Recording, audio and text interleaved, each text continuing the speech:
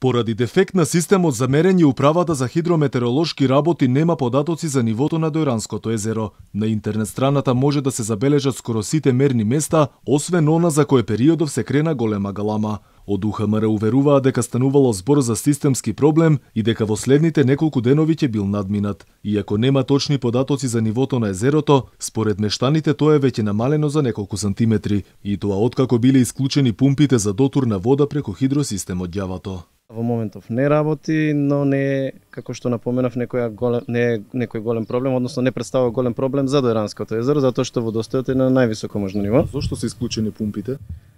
Па и поради енергетската криза, но и поради санирање на одредени дефекти, проблеми. Упатените алармираа дека во обид да се заштеди струја, државата може да предизвика еколошка катастрофа.